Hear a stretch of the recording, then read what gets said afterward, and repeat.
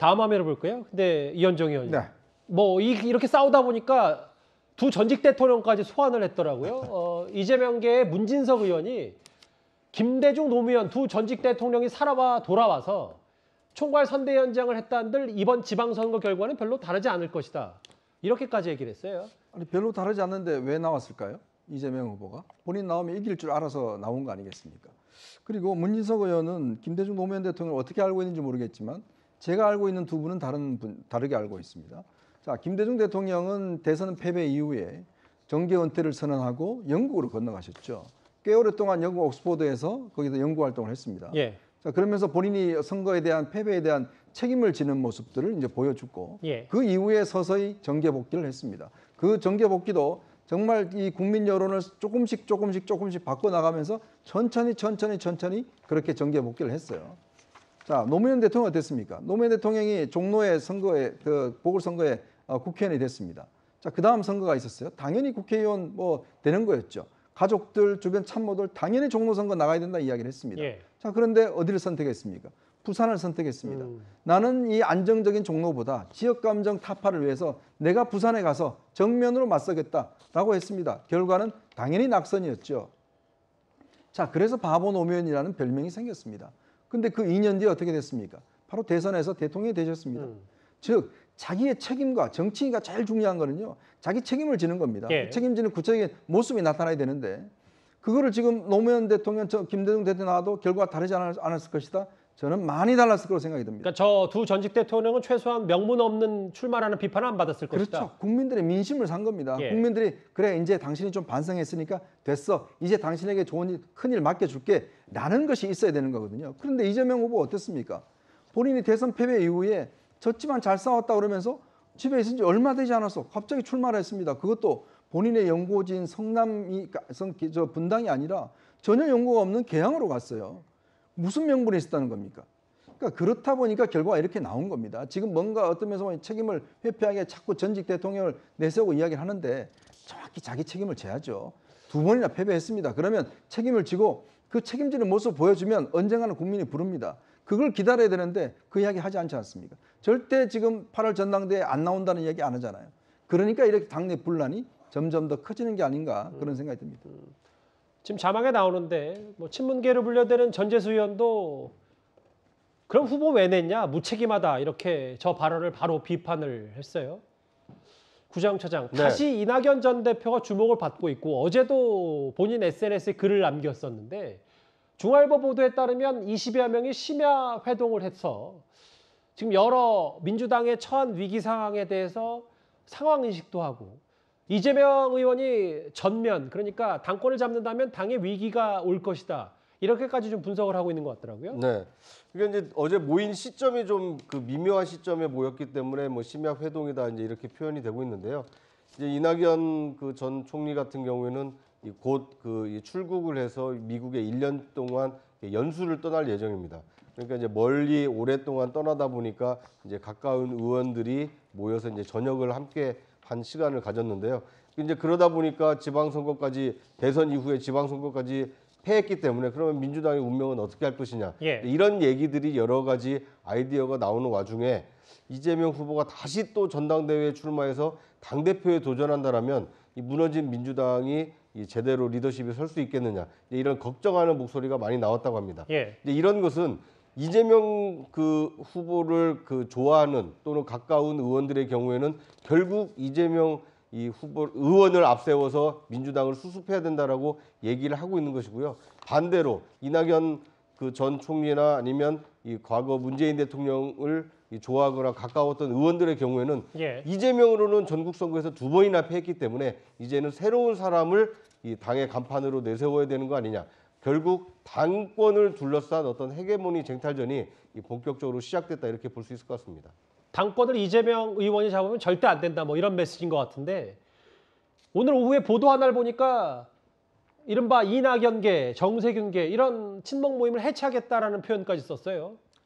사실은 뭐 저런 부분들이 큰 의미가 없는 거죠. 지금 대선에서 패배하고 또 지방선거에서 패배하고 그 상황에서 뭐 이낙연계, 정세균계, 뭐 친이재명계, 친문재인계 이런 부분이 지금 어떤 의미가 있겠습니까? 오히려 더 정말 민주당이 반성과 혁신을 제대로 하고 있는가에 대한 처절한 내부의 자성의 움직임 그리고 그를 위한 구체적인 실천 행동 이런 것들이 지금 뒤따라야 될 때이기 때문에 저는 국민들이 볼 때는 밥그릇 싸움으로 보신다는 겁니까? 뭐 그렇습니다. 그러고 이제 이낙연 전 대표와 정세균 전 대표 두 분은 오랜 정치 활동을 해오신 분들이고 지금 상황에서 먼저 이제 저런 부분들을 어떤 허무는 모습을 보여주면서 한편으로는 이제 이재명 의원에 대한 압박 흐름도 있는 것이고 또 기본적으로 두 분 다 뭐 이제 외국에 정 전 총리도 좀 긴 시간은 아니지만 떠나 있을 것으로 그렇게 좀 보이기 때문에 새로운 정부가 출범하고 야당이 거듭나야 되는 시점이기 때문에 그 시점에서 이른바 개파라는 부분은 없는 게 좋다라는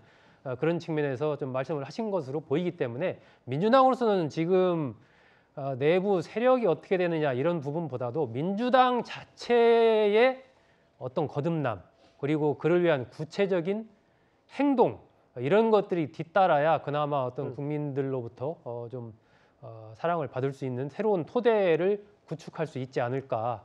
그래서 조금 더 강한 어떤 내부에서의 자성의 움직임 이런 것들이 좀 더 나와야 되지 않을까 이렇게 좀 생각을 합니다. 그래서 뭐 제2의 명락대전, 친문 대 친명이 지금 바로 맞붙고 있다 뭐 이런 표현까지 나오고 있거든요. 그런데 정작 검수완박 입법 강행 뭐 이런 것처럼 당내 강경파 특히 철험회에 대해서는요. 이렇다 할 책임론이 제기가 되지 않고 있습니다. 그동안 민주당 내 논란을 빚어왔던 화면, 강경파 의원들의 목소리 저희가 한번 준비했습니다. 계속해서 수준 높은 논문이 아니다라고 이야기를 하는데요. 이 논문을 일저자로 썼습니다. 이모하고 같이. 누구와 같이 썼다고요? 이모하고요. 이모. 제 딸이요? 그렇습니다. 이모하고 제 이모랑 뭘 같이 했다는 얘기는 논문을 같이 썼다는 얘기 제가 처음 들어봅니다. 그 물품을 지급받았다는 보육원의 경우에 지금 보십시오. 기증자가 한 아무개라고 나옵니다. 위원님 아까 말씀하신 건 한땡땡으로 나온 거 있지 않습니까? 그거 한국 3M 같습니다. 한국 3M. 제 딸 이름이 영리법인일 수는 없죠.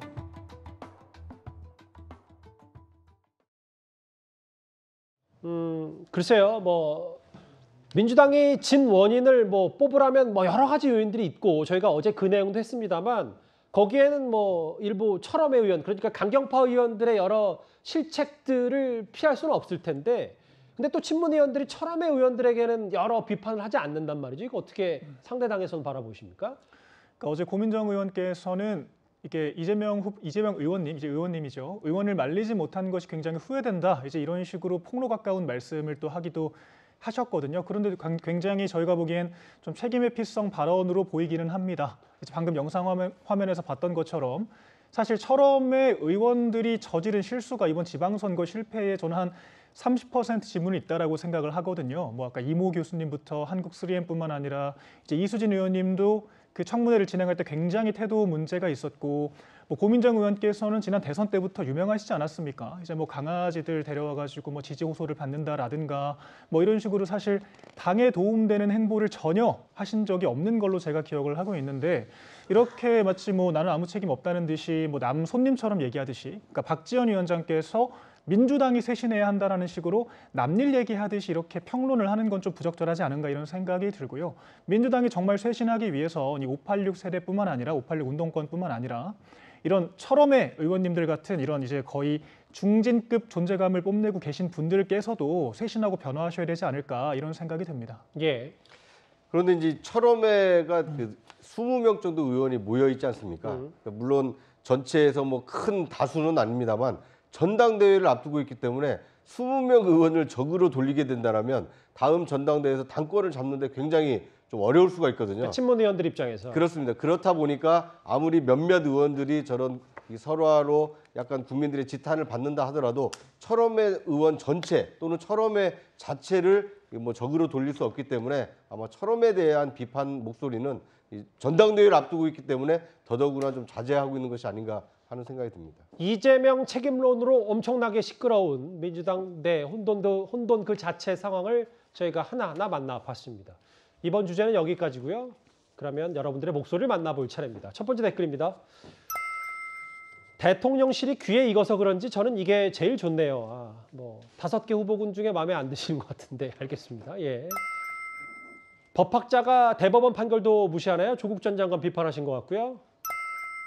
한동훈 장관 잘한다. 권위를 내려놓는 게 누구나 권력의 맛을 느끼고 싶을 텐데 라는 말씀도 해주셨습니다. 교통방송이 아니라 정치방송 아니냐. TBS 말씀하시는 것 같고요. 마지막 보겠습니다. 호칭을 가지고 이게 무슨 인권 침해인가요? 뭐 김건희 씨에 대해서 인권 침해, 인권위의 진정설렌 시민단체를 비판하셨는데요. 오늘도 댓글 5개 모든 의견 다 감사를 드립니다.